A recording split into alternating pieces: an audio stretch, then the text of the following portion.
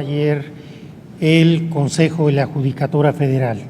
Una vez que dé estos avisos, quedo a sus órdenes para cualquier pregunta que tengan sobre los temas que me voy a referir o cualquier otro sobre el cual ustedes tengan inquietud. El día de ayer, el Consejo de la Judicatura Federal aprobó un acuerdo que podemos denominar histórico y que genera un parteaguas en la historia del Poder Judicial de la Federación. Por primera vez, desde 1995, en que se crea el Consejo de la Judicatura Federal, se aprueba un acuerdo que regule de manera adecuada todo lo que tiene que ver con la carrera judicial. Específicamente, me interesa destacar a ustedes dos rubros o dos aspectos de este acuerdo.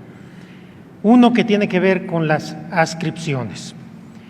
Las adscripciones, antes de mi llegada a la presidencia del Consejo de la Judicatura, no estaban prácticamente reguladas, no había criterios y no eran usadas con una forma inteligente y programática de una política pública para mejorar el Poder Judicial de la Federación. Sobre todo, para servir como instrumento para abatir dos grandes problemas que tiene el Poder Judicial. Uno, el del nepotismo, y otro, el relativo a que no podemos negar que hay focos de corrupción en el Poder Judicial. A partir de mi llegada a la presidencia de la Corte y consecuentemente del Consejo de la Judicatura Federal, hemos venido utilizando las readscripciones precisamente para ir rompiendo los conflictos de interés que se dan en ciertos tribunales y en ciertos circuitos por el nepotismo.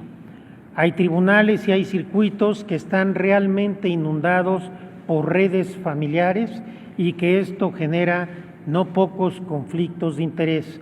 Hemos estado combatiendo esta práctica a través de las readscripciones y también nos han servido para romper redes de probable corrupción o donde tenemos sospechas de que hay corrupción.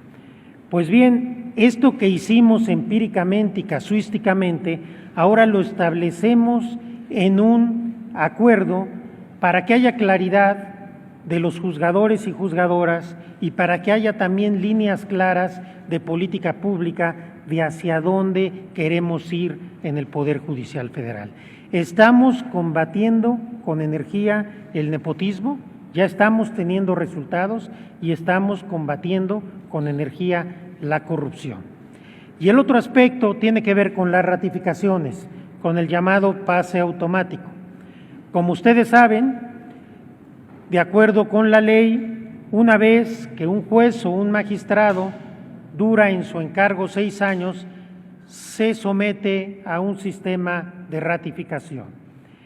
Si es ratificado, ya no puede ser movido, es inamovible en el cargo, salvo que haya una causa grave de destitución. Hasta hace poco bastaba no tener una falta grave y estar vivo para ser ratificado. A partir de las políticas que hemos impulsado en esta administración y que ahora están ya en este acuerdo, se han establecido requisitos muy estrictos para que tengamos un Poder Judicial de excelencia, para que los buenos jueces y juezas sean ratificados, pero aquellos que son negligentes o que no son éticos o que no tienen un estándar mínimo para merecer la confianza de la ciudadanía no sean ratificados. Estoy convencido que un Poder Judicial más honesto es un Poder Judicial más independiente, un Poder Judicial con juezas y juezas de calidad es un Poder Judicial más independiente. Este acuerdo va a regir las políticas públicas de esta administración y estoy seguro que vamos a entregar muy buenas cuentas al pueblo de México. En segundo lugar, quiero dar este aviso.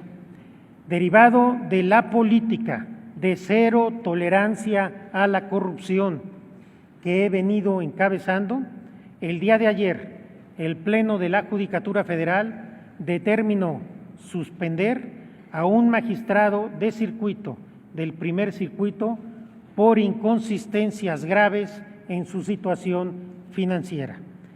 Esta es una decisión de la mayor importancia porque este magistrado venía siendo una pieza muy relevante por sus conexiones dentro y fuera del Poder Judicial para una red de conductas indebidas que no serán toleradas en el Poder Judicial de la Federación. Cero tolerancia a la corrupción en los hechos. No hay ni habrá tolerancia a actos indebidos. Seguiremos combatiendo el nepotismo y la corrupción y seguiremos impulsando más jueces y sobre todo más juezas de calidad. En los hechos y no en las palabras demostramos nuestro compromiso con la gente, nuestro compromiso por la modernización, transformación y mejoramiento del Poder Judicial de la Federación. Un mejor Poder Judicial será necesariamente un mejor Poder Judicial independiente, un Poder Judicial más cercano a la gente, un Poder Judicial más sensible a los problemas de la gente, un Poder Judicial en el que la gente pueda confiar.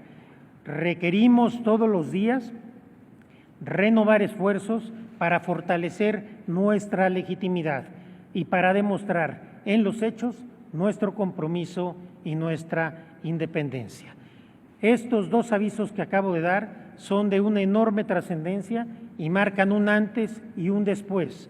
El primer circuito del Poder Judicial de la Federación había sido prácticamente intocable. Es la primera vez que tomamos medidas y las seguiremos tomando. En esta administración no ha habido, no hay y no habrá intocables. No se permitirá la corrupción y no se permitirá práctica alguna que sea indebida e indigna para el pueblo de México. Estoy a sus órdenes. Ministro Presidente, tenemos algunas preguntas. Vamos a ir dando orden a la palabra. René Cruz, de Noticias MBS.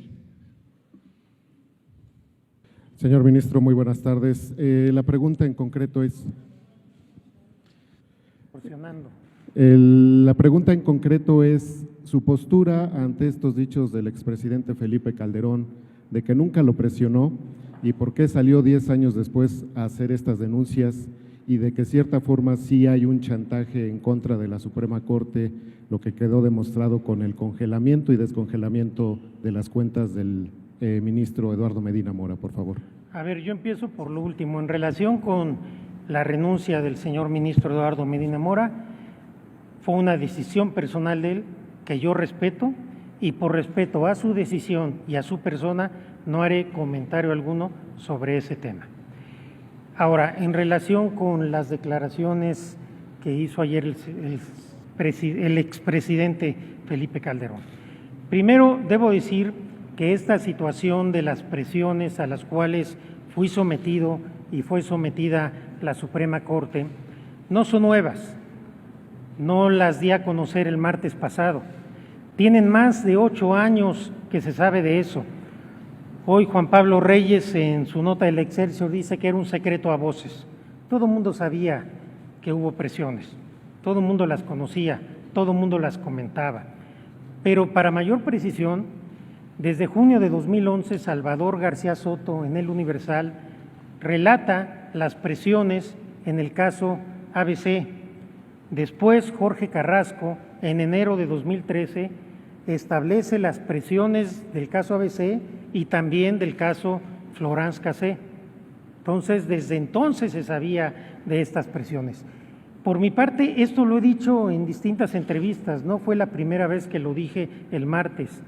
Hace unos meses incluso en el programa de Leo Zuckerman lo afirmé Pero aquí lo curioso es que Leo Zuckerman inicia la pregunta diciendo, ¿es público que hubo presiones del gobierno de Felipe Calderón? Él dice, es público que hubo presiones, o sea que todo mundo sabe que hubo presiones. Y yo, obviamente, pues dije que sí existieron las presiones. Entonces, no es nada nuevo, no es que de repente me acordé de algo que no me había acordado, es algo que está en las pláticas de café, en la prensa y en mis entrevistas desde hace años. Y la primera vez que lo dije, por cierto, todavía era presidente Felipe Calderón.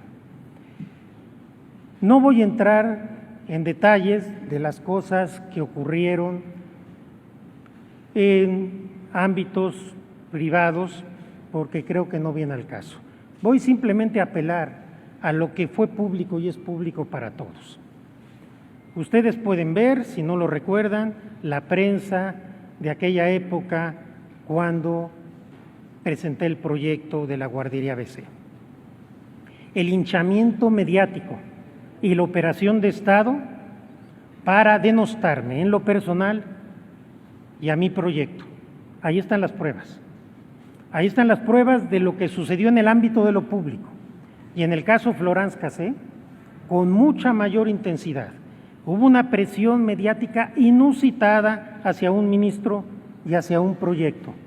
Las declaraciones y discursos que hizo el entonces presidente de la República y muchas cosas que giraron alrededor de ese asunto y que ustedes conocen y que son públicas. Simplemente con lo público habría suficiente prueba para demostrar que hubo presiones indebidas. Simplemente con lo que ayer se dijo, habría pruebas para demostrar que hubo presiones indebidas. Con eso me quedo. No voy a entrar en el terreno de las cosas que sucedieron en el ámbito privado por una sencilla razón, porque yo tengo una responsabilidad de Estado. Soy presidente de un poder del Estado y estoy comprometido con la renovación, con la modernización, con la transformación del Poder Judicial de la Federación. Esa es mi prioridad, a eso están entregadas todas mis energías y no voy a perder tiempo con polémicas de cuestiones que ocurrieron en el pasado. Pero se dice también, ¿por qué no denunció en su momento? ¿Por qué no lo dijo en su momento? Sí lo dije, ahí están las pruebas de que esto se supo prácticamente desde que estaba discutiéndose el proyecto. Pero ¿por qué no salí como ahora a una conferencia a expresar estas presiones? Por una ética de la responsabilidad, porque yo sabía que si yo salía a manifestar y a comentar este tipo de cuestiones iba a generar una crisis institucional. Y antepuse el Estado mexicano y la Suprema Corte a cualquier otra cuestión personal. Lo que sí hice, informé a quien debía informar, en sendas reuniones en las oficinas de los entonces presidentes de la Corte, informé al Pleno de la Corte de estas irregularidades y les manifesté que para cuidar a la Suprema Corte yo no saldría mediáticamente a manifestar nada en relación con estos aspectos. Pero al final del día, el antídoto contra las presiones es no ceder a ellas. ¿Hubo presiones? Es innegable que las hubo, pero también es innegable que hubo un ministro que no cedió a las presiones. Mi independencia, ahí está. Mis votos y mis proyectos quedaron en el mismo sentido, porque para que te presionen tienes que tener algo con lo cual te puedan presionar, y no es mi caso. No he cedido ni cederé a presión alguna nunca. Por mí habla mi trayectoria, que creo que al final del día los hechos cuentan más que las palabras. Gracias. Muchas gracias. Jessica Murillo, de Noticieros Televisa. Ministro, gracias. Hola. Muy buenas tardes. Acabo de escuchar lo que nos dijo, pero yo quisiera ver si nos pudiera platicar cómo se enteró el ministro presidente de la Corte de la renuncia del ministro Medina Mora y si usted tuvo alguna reunión con él, que él haya expuesto alguna razón para su dimisión. Sobre el tema Gracias. de la renuncia del ministro Medina Mora no voy a hacer ningún comentario. Lo dije desde el principio. Muchas gracias. Gloria Islas, de Notimex. Buenas tardes, ministro. Yo le quería preguntar, hablando de Medina Mora, si tiene usted conocimiento o vislumbra alguno de los perfiles que pudieran venir en la terna que enviará el jefe del Ejecutivo al Senado de la República. No tengo conocimiento de qué perfiles pudieran venir. Hoy el señor presidente, a quien le corresponde la atribución, dio alguna idea. Yo espero que sea gente honorable, seria, íntegra, juristas independientes que vengan a sumar al prestigio de la Suprema Corte de Justicia de la Nación. En lo particular, pero es un deseo mío, simplemente como deseo, me gustaría que fuera una terna de mujeres, pero esta es digamos, un deseo personal, desde luego que no es ninguna insinuación a nadie, simplemente es algo que a mí me gustaría, en atención a la paridad de género que hemos estado impulsando en juezas y magistradas. Me gustaría que la Corte poco a poco fuera teniendo más ministras, pero yo espero que llegue gente honorable, seria, honesta, y que gane con su integración el Pleno de la Corte y la sala correspondiente. Muchas gracias. Eduardo Murillo, de La Jornada. Ministro, en este afán de transparencia, ¿podría decir el nombre del magistrado que fue removido? No, por presunción de inocencia no puedo decirlo. Esto se sabrá una vez que termine la investigación, que haya una sanción, si es que la hay, del Pleno del Consejo. Después él tiene un recurso ante el Pleno de la Corte y hasta ese momento, antes, no puedo revelar el nombre. ¿Las conductas en que incurrió tienen que ver con el aeropuerto? Tiene inconsistencias financieras bastante importantes. Es lo único que puedo decir. Muchas gracias. Diana Martínez, El Heraldo de México.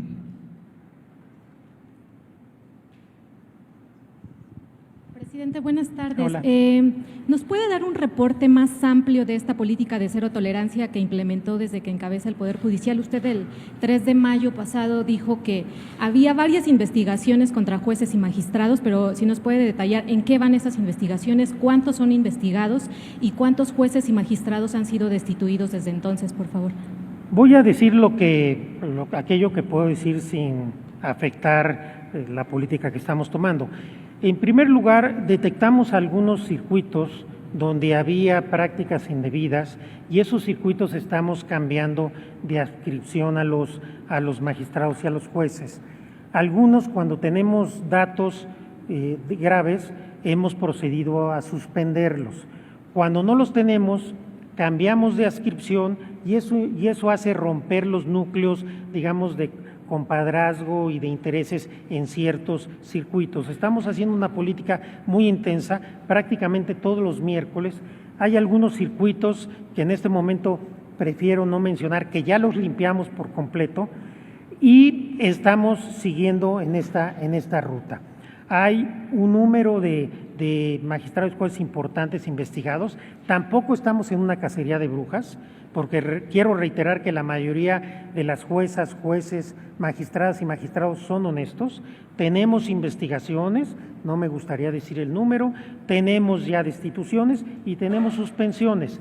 Yo, más que dar números, que sí los podría dar, pero prefiero no darlos, lo que quiero decirles es que la política que estamos implementando, todos los miércoles se toman decisiones. En este caso, tomé el tema del magistrado suspendido por la trascendencia que implica que es un magistrado del primer circuito y porque si las investigaciones y todo llegan a buen puerto, pues se darán ustedes cuenta que ahí se rompió una red de corrupción muy importante que había en el primer circuito. Estamos trabajando con mucha intensidad en este sentido, pero al mismo tiempo también estamos defendiendo a los jueces y magistrados que hacen su labor adecuadamente. Muchas gracias. Vamos con Juan Pablo Reyes, de Excelsior. Ministro, buenas tardes. Hola, Juan Pablo. Respecto, la violencia sigue en el país. Se ha dicho que se está trabajando en un protocolo desde el Consejo de la Judicatura Federal, en un protocolo para la protección de jueces y magistrados. Me gustaría saber en qué consiste este protocolo, cuáles son los puntos principales y también si tienen una cifra de cuántos juzgadores federales en todo el país están siendo ya sea amenazados o requieren de protección especial, ministro. Gracias. Aquí tenemos un tema. Por un lado, se habla mucho de los jueces, magistrados que pueden incurrir en corrupción, pero se habla poco de los muchos jueces y magistrados que están todos los días arriesgando su vida y su integridad en circuitos muy complicados que tienen que ver con el crimen organizado.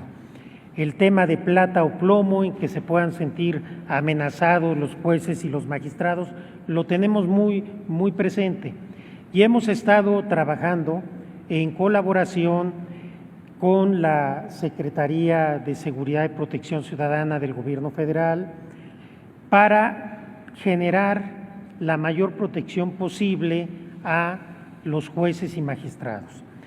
Vamos avanzando mucho, todavía no tenemos un protocolo propiamente dicho, pero estamos ya operando en la práctica y a mí no me gustaría en este tema dar cifras, porque creo que en materia de seguridad dar cifras implica desproteger a quienes quieres proteger. Simplemente decir que es un tema que me preocupa y me ocupa, que es un tema que quiero que los jueces y juezas, magistradas y magistrados sientan toda la confianza y acompañamiento del Consejo de la Judicatura Federal y estamos tomando con mucho cuidado estas medidas en protección de la Judicatura. Sí, obviamente los circuitos donde hay más problema pues son donde el crimen organizado es más grave, pero a veces se lleva uno sorpresas y hay algunos otros circuitos donde hay de repente situaciones de emergencia que hay que atender. Muchas gracias. Vamos con Raúl Linares de Proceso. Allá. ¿Qué tal? Buenas tardes, ministro presidente. Bueno, pues disculpe, yo sé que usted dice que no va a ahondar en el tema. Perdón, no le escucho. Que usted hace unos momentos dijo que no va a ahondar en el tema, pero a nosotros en Proceso sí nos interesa saber y confirmar si su familia recibió presiones en este proceso en el que el expresidente Felipe Calderón pues ejerció esto, como dice usted, presiones indebidas, y también nos gustaría saber qué papeles tuvieron el ex secretario de Gobernación Fernando Gómez Mott y Gil Suart en este proceso. Le ofrezco una disculpa, pero sobre ese tema ya dije lo que tenía que decir y no volveré a hablar en esta conferencia ni nunca de ese tema. Ya dije lo que tenía que decir. Muchas gracias. Fidel Rodríguez de CNN.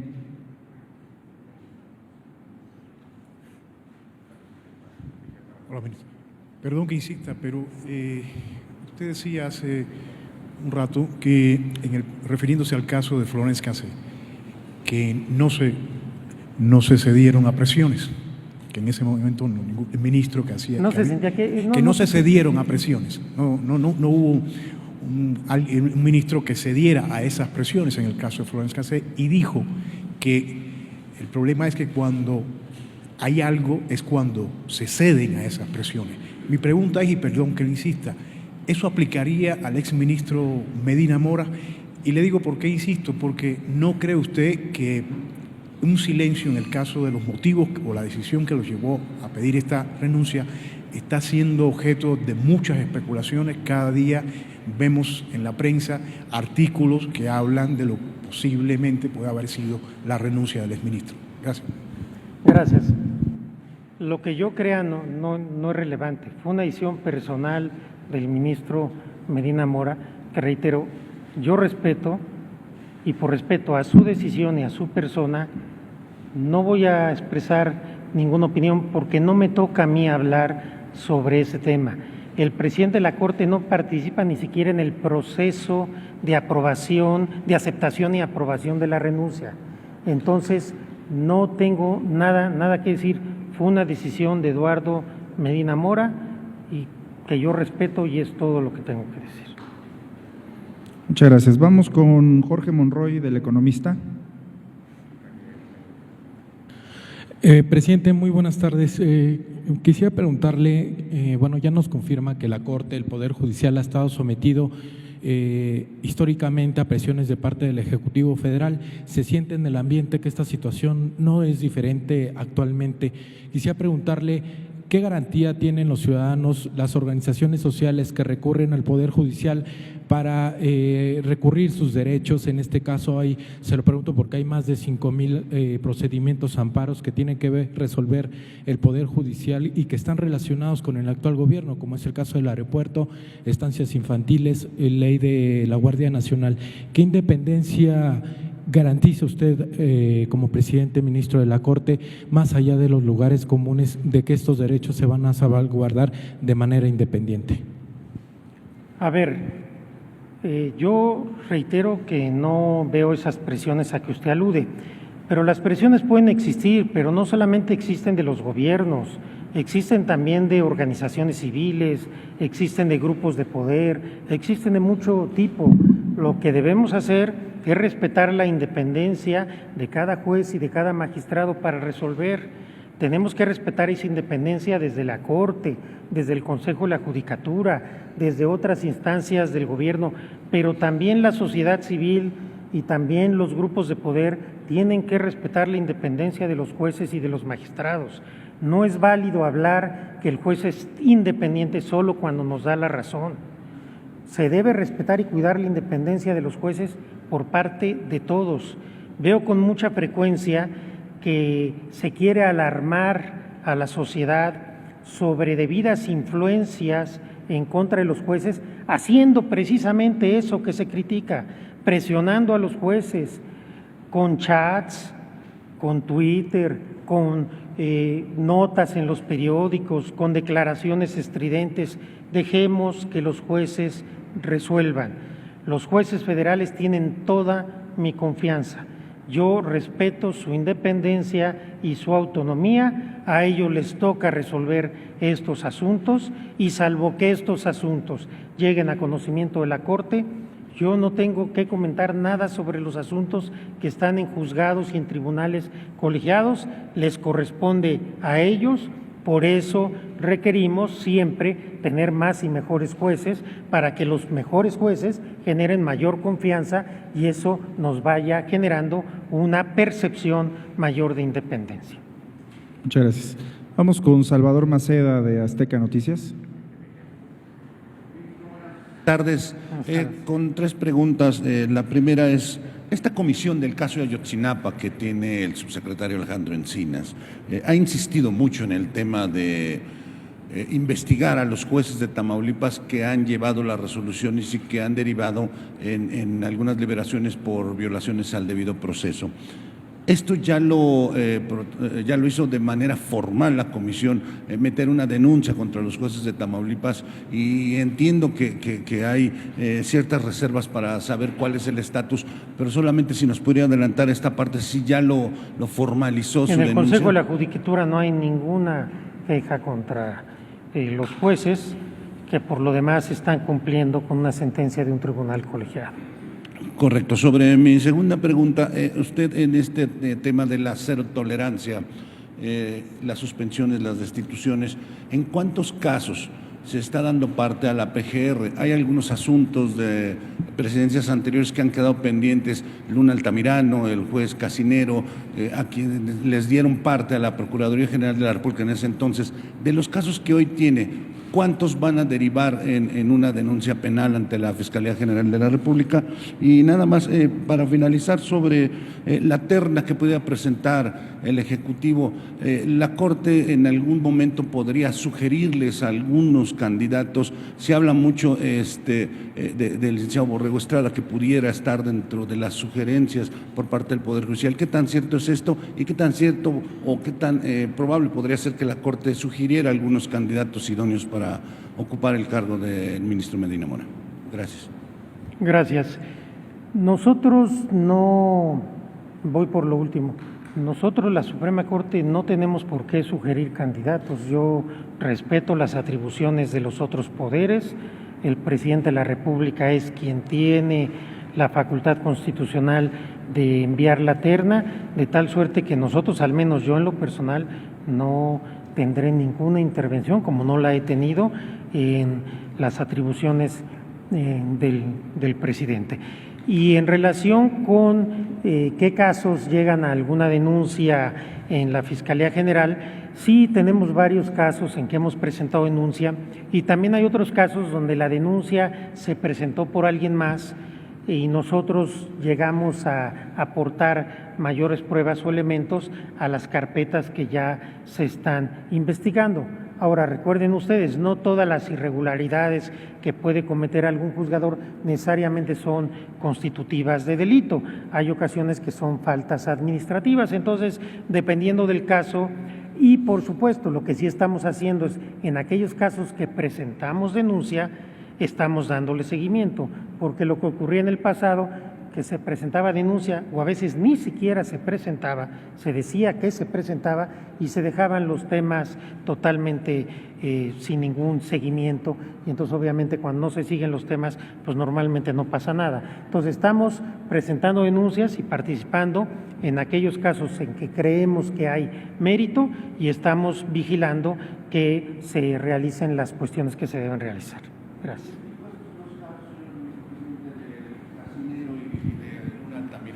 ¿Se le está dando seguimiento? Yo no voy a hablar hoy de casos específicos, mucho menos que están en la Fiscalía. Me parece que cometería una violación al principio de presunción de inocencia. Muchas gracias. Vamos con Diana Lastiri, del Universal. Buenas tardes, ministro. Usted comentaba hace un rato que ya identificaron algunos circuitos en donde hay redes de nepotismo. Me gustaría que nos pudiera detallar qué… ¿Con qué de nepotismo? Redes de verdadero nepotismo. ¿Pero qué circuitos son? Prácticamente en todos los circuitos tenemos problemas de nepotismo, porque era una práctica que primero no es de entrada ilegal y no se veía mal dentro del Poder Judicial. Entonces, por eso estamos ordenando este tema, porque obviamente si tenemos un magistrado que tiene 22 familiares en el mismo circuito o a veces en el mismo colegiado o a veces tenemos casos en que los magistrados son parientes y el juez a quien le van a revisar sus asuntos es hijo de uno de los magistrados, pues sí hay ciertos conflictos de interés al menos. Entonces lo estamos arreglando. Es un problema, yo diría, generalizado del Poder Judicial Federal. Inconsistencias graves son las que encontraron en las finanzas del magistrado que suspendieron. ¿De qué materia es? Y hablando de la presunción de inocencia, me gustaría conocer su opinión con relación a las declaraciones del titular de la Unidad de Inteligencia Financiera sobre que el ministro Medina Mora descongeló cuentas de tratantes, de narcotraficantes y de otras personas y de la supuesta presión que vino de la UIF para que el ministro presentara su renuncia con el congelamiento de sus cuentas. Sobre el caso del ministro Medina Mora, reitero, no voy a opinar nada más de lo que ya dije, y sobre el primer caso tampoco, por respetar el principio de presunción de inocencia. No, porque si les digo la materia van a saber quién es, entonces mejor lo dejamos así. Pues son que como que no le cuadran los números, para decirlo así. No, de inconsistencias graves, inconsistencias financieras graves, así lo dejaría de ese tamaño. Perfecto. Vamos con José Antonio Belmont, de Milenio.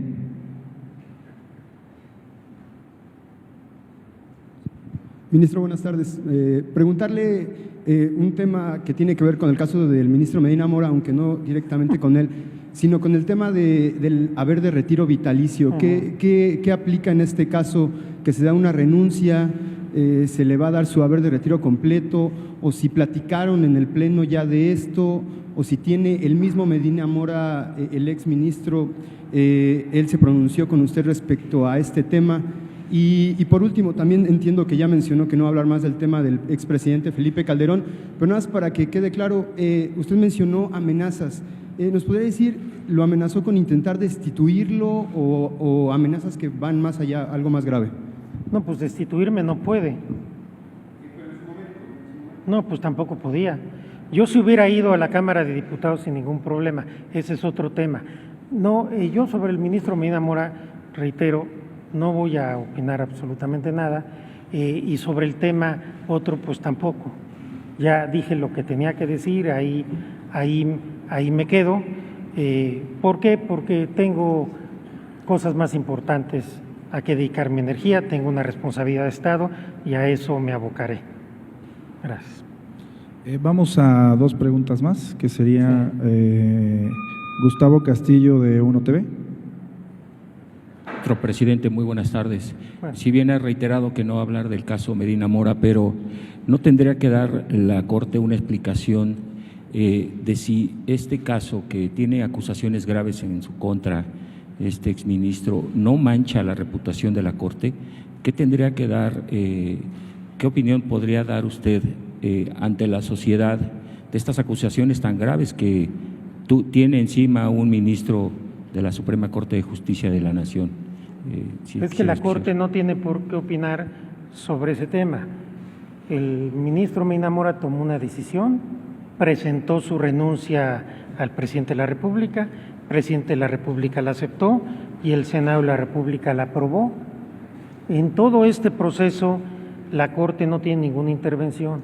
Si se dice en la prensa y en otros lugares de ciertas acusaciones, la Corte no tiene ninguna intervención en esos temas. Todo esto está o en la prensa o en otras instancias. Me parece que sería muy delicado que la Corte opinara sobre temas sobre los cuales no tenemos competencia, pero además no tenemos conocimiento. Entonces, por eso la decisión mía ha sido no opinar sobre ese tema para respetar la decisión de Eduardo Medina Mora y la decisión que él tomó, pues de no decir absolutamente nada hasta este momento de las causas de su renuncia. Vamos con Juan Omar Fierro de Aristegui Noticias. Buenas tardes, ministro presidente. Yo le voy a preguntar sobre la actuación de la Unidad de Inteligencia Financiera en este caso. Congela las cuentas un viernes, que coincide con la renuncia del ministro, y las descongela cuando ya se ha consumado la renuncia por el presidente y por el Senado. Los documentos hasta el momento no han sido desmentidos, o sea, esta actuación de la Unidad de Inteligencia Financiera existió. Se está sentando un precedente. Hay la posibilidad de que sea una presión. ¿Usted cree que la Unidad de Inteligencia Financiera actuó correctamente con este caso y los riesgos que representa para el resto de los ministros de que este se convierta en un modus operandi, incluso para cualquier integrante del Poder Judicial? Les suspenden, les bloquean las cuentas a sus personas, a sus empresas y a sus familias y las desbloquean hasta que se han retirado del cargo. Entonces, sí estoy preguntándole sobre una actuación de otro poder, el Poder Ejecutivo a través de la Unidad de Inteligencia Financiera, para incidir en la renuncia de un ministro. Los ministros no podemos hablar sobre las actuaciones de otro poder fuera de un expediente. No tengo ningún comentario sobre ese particular. Reitero, no me toca a mí aclarar, ni censurar, ni comentar nada de este tema. No soy la ventanilla correcta para esas inquietudes. No voy a hacer ningún comentario sobre el particular. Muchas gracias, compañeros. Sí, claro. Ariel Sosa. De Enfoque Noticias. Sí. La primera vez, usted habla de corrupción en prácticamente todos los circuitos. No, hablé de nepotismo en todos los circuitos, no de corrupción. De nepotismo. Sí. Ante esta afirmación que usted hace que ha encontrado nepotismo prácticamente en todos los circuitos, usted ya lo sabe, ¿va a hacer algo al respecto? ¿Se va a hacer algo al respecto o eso va a quedar así nada más? Caray, pues creo que toda la conferencia de prensa fue para decir lo que estamos haciendo al respecto. Porque ha cambiado algunos magistrados de circuito, ¿los hará con todos? Ponga la grabadora, porque es todo lo que he explicado, todo, perdón, que le conteste así. Ok, la otra pregunta. Acabo de anunciar un acuerdo precisamente para combatir el nepotismo. Dije lo que estuvimos haciendo los meses previos y dije lo que estamos haciendo en todos los circuitos. Su pregunta no solo la contesté, creo que le dediqué un tiempo muy largo a explicar lo que estamos haciendo. No, sí lo escuché, pero quería saber qué más va a hacer adelante. ¿Qué medidas va a tomar más estrictas sobre este asunto que usted ha dicho que lo considera delicado. Sí, pues ya dije lo que vamos a hacer. Ok, lo otro es sobre las presiones que recibió del expresidente Felipe Calderón. ¿Las presiones fueron llamadas directas de parte de él o fue a través de enviados o cómo fue? Creo que eso también dije, que no iba a decir ningún otro comentario sobre ese tema. Lo que tenía que decir ya lo dije y no tengo comentario alguno sobre ese particular. Muchas gracias, queridos amigos, compañeros, que tengan muy buena tarde. Gracias.